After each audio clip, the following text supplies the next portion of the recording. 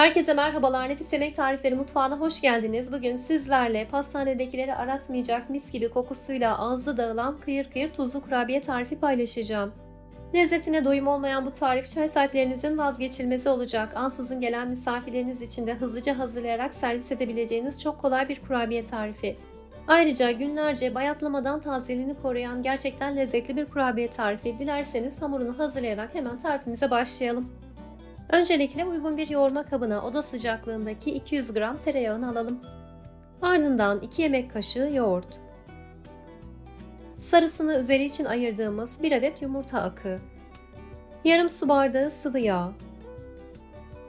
Kıyır kıyır olması için 1 yemek kaşığı sirke. 1 yemek kaşığı toz şeker. Hoş bir koku vermesi için 1 tatlı kaşığı mahlep. 1 tatlı kaşığı tuz. 1 tatlı kaşığı kabartma tozu ve yavaş yavaş unu ekleyerek yoğurmaya başlayalım. Ele yapışmayan yumuşak kıvamlı bir hamur elde etmemiz gerekiyor. Bu yüzden 3,5-4 su bardağı kadar unu yavaş yavaş ekleyelim.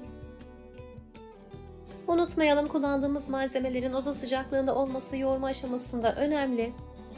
Ayrıca yine kullanacağımız un miktarı malzemelerdeki ufak tefek farklılıklara ve unun cinsine göre değişebilir. Bu yüzden kontrollü olarak yavaş yavaş eklemenizde fayda var. Kulak memesi kıvamında yumuşak bir hamur elde edinceye kadar yoğurmaya devam edelim. Toparlanan hamurumuz şekil vermeye hazır. İlk olarak fırın tepsimize pişirme kağıdından bir tane alarak yerleştirelim.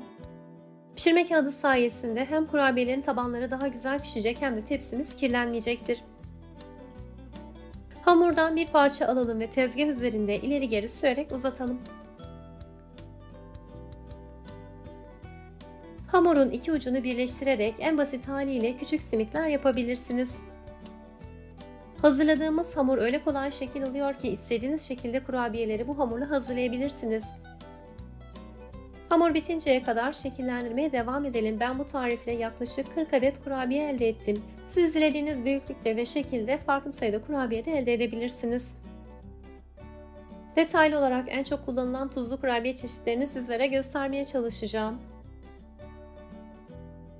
Gördüğünüz gibi bu hamura şekil vermesi gerçekten hem çok kolay hem çok keyifli.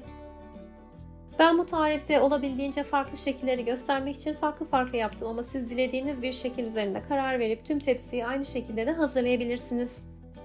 Burada hatırlatmak istiyorum, kimi kurabiyeleri büyük yaparsanız, kimini de çok küçük yaparsanız ve aynı tepside pişirmeye kalkarsanız pişme süresi farklılık gösterecektir.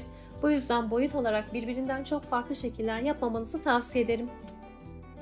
Şekillendirme işlemi bittikten sonra hazırladığımız tuzlu kurabiyeleri tepsiye dizelim.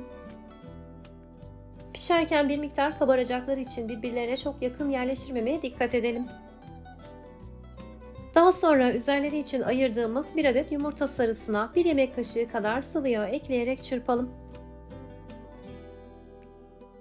Ufak bir fırça yardımıyla kurabiyelerin üzerine yumurta sarısı sürelim. Özellikle bu tarif gibi üzerlerine yumurta sarısı sürülen tariflerde yumurta sarısı tepsiye damlayabiliyor ve pişirme sırasında kuruyarak yapışabiliyor. Bu yüzden size de pişirme kağıdı kullanmanızı tavsiye ederim. Gönül rahatlığıyla bol bol yumurta sarısını sürebilirsiniz. Pişirme kağıdı sayesinde tepsiniz temiz kalacak ve kurabiyeleriniz tepsiye yapışmayacaktır. Son olarak kurabiyelerin üzerine susam, mavi haşhaş veya çörek otu serpelim. Bu arada kurabiye pişirmeden önce mutlaka fırınınızı önceden ısıtın. Böylelikle kurabiyeleriniz yayılmadan pişecektir. Ayrıca fırını fansız olarak kullandığımı da hatırlatmak isterim. Önceden ısıttığımız 180 derece fırında yaklaşık 20 dakika kurabiyelerimizi pişirelim. Fırından aldığımız tuzlu kurabiyelerimiz soğuduktan sonra servise hazır. Harika görüntüsü ve mis kokusuyla çay saatlerinizin vazgeçilmezi olacak bir tarif.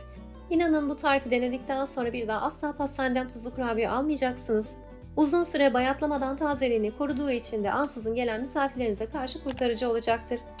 Eğer tarifimi denerseniz fotoğraflarınızı Instagram'da Nefis Yemek Tarifleri sayfasına etiketleyerek paylaşmayı unutmayın. Ayrıca yine fotoğraflarınızı Nefis Yemek Tarifleri uygulamasında bu tarifin altına eklerseniz sizden sonra gelip deneyeceklere de fikir vermiş olursunuz. Biliyorsunuz Nefis Yemek Tarifleri uygulamasındaki tüm tarifler kullanıcıların gönderdiği fotoğraflar sayesinde çok daha güvenilir.